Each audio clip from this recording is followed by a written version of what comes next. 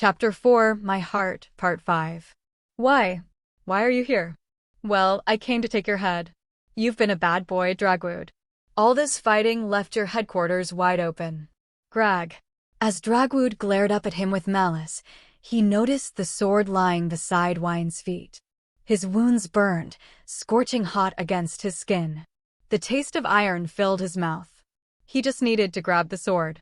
If he could buy time, someone would realize there was a problem at the headquarters. No one's coming, Wine said. Bullseye. Dragwood's shoulders trembled. My soldiers are stationed all around this tent, and every last one of yours is busy on the mountain. Short of a fire breaking out, they won't give this place a second thought. You talk like you know everything. I do know everything. It's how I got this far. What? Wine shrugged his shoulders indifferently at the dying Dragwood, who was desperately refusing to back down. I wanted to see if we could keep the Marden army at bay by getting them caught up in the frenzied fighting on the battlefield. That was my basic plan. It's funny, isn't it? It's a lot harder to exhibit restraint when you're at an advantage. Your army, from soldiers on the outskirts to you guys here at the center, were restless today. We've been up there watching you scramble around for 3 weeks, you know. Finding a way to slip in was way too easy. Dragwood opened his mouth to object, but his current situation was proof enough. He was mortified, but he tried his best to dig through his mind for clues to how this could have happened, and came to a sudden realization. Wait. I knew a small army of yours was coming down the mountain. I even received reports on who was in command. Impossible. After all, we never came down the mountain. Dragwood's eyes swam. How the hell did they get here if they didn't come down the mountain? You remember the tunnel in the cave, right?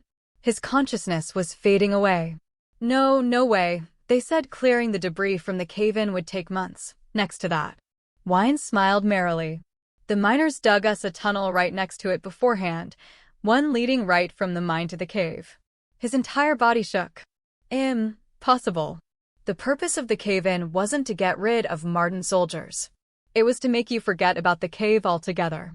Everything Dragwood had mounted and piled together, all his awards and achievements as a proud military man, came crashing down upon him. Whether he liked it or not, Dragwood knew this boy outmatched him as a leader in every way.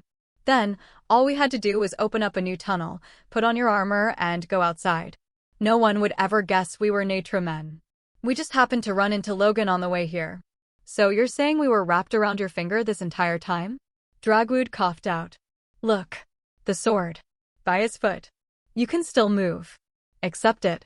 You failed as a leader. But you can still have his head. Heh. Heh cough. Bwahahaha. Dragwood laughed as he continued to gush blood.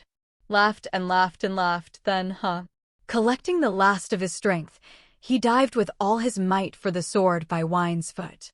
Well, this wasn't really part of the official plan, but Wine plunged his sword through the general's torso as it writhed on the ground. I swore I'd cut down any who insult my heart. A single gleam. And his body split in two, slumping onto the floor. Later, Dragwood. Wine wiped the blood off his blade and sheathed it in the scabbard.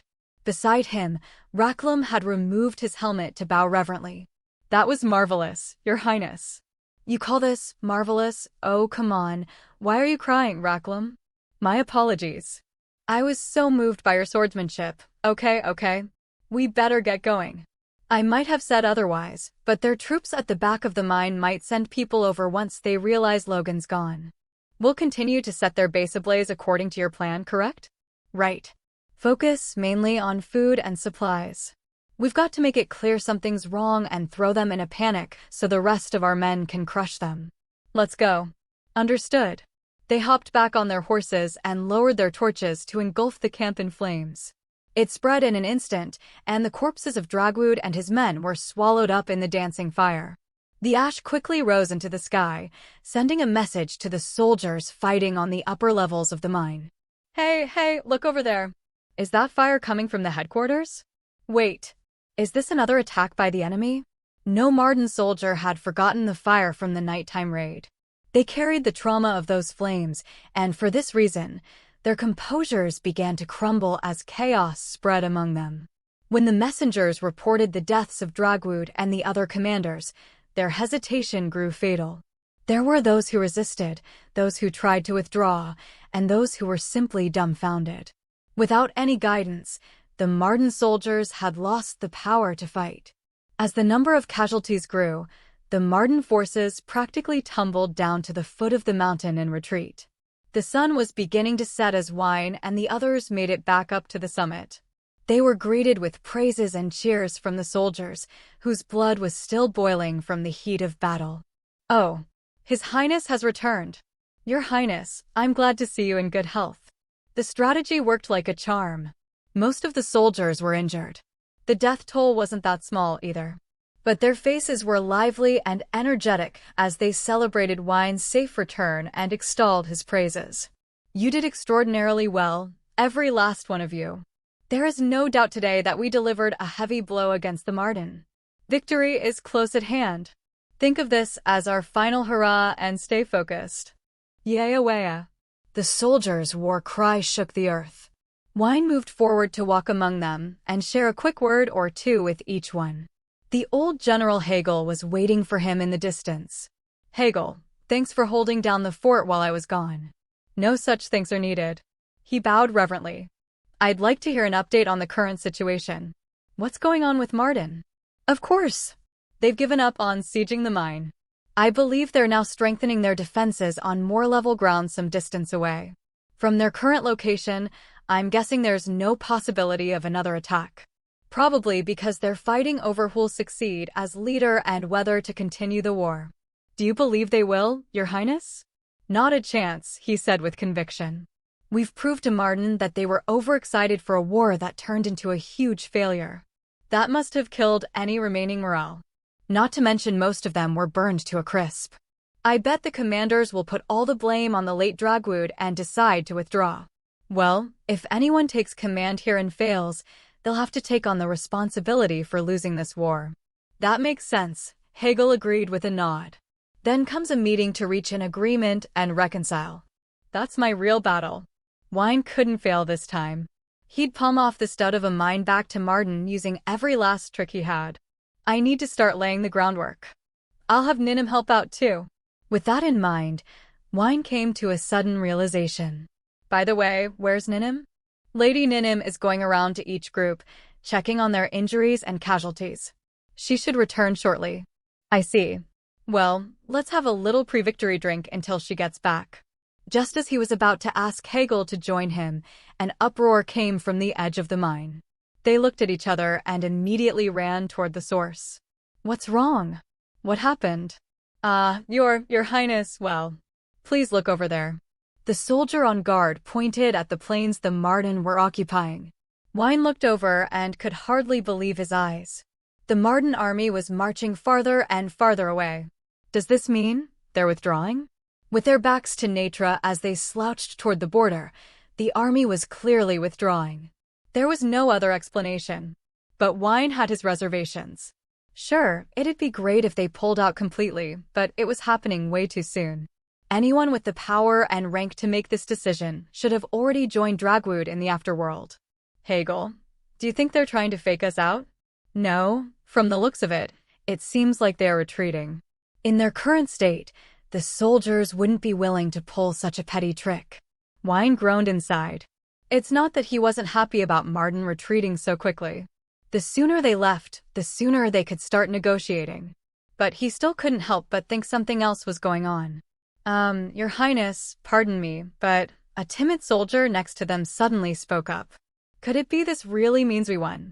Wine noticed the thousands of soldiers around him shifting their gaze from him to the retreating army, back and forth. What should he tell them? Wine considered for a moment. "Everyone, listen up.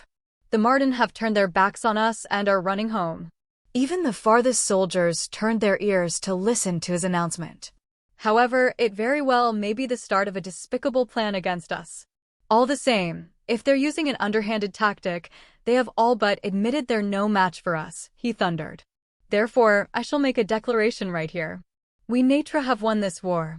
The area around the gold mine was hushed. There wasn't a single peep. Then, in the next moment, cheers erupted from the soldiers with the same force as a bomb explosion. "Let me hear your triumphant cries. Let the Marden know we are the victors." Wine encouraged. They gave a resounding hoot that flooded the surrounding area and was loud enough to shake bones. Is this all right? Hegel whispered into his ear. Wine nodded.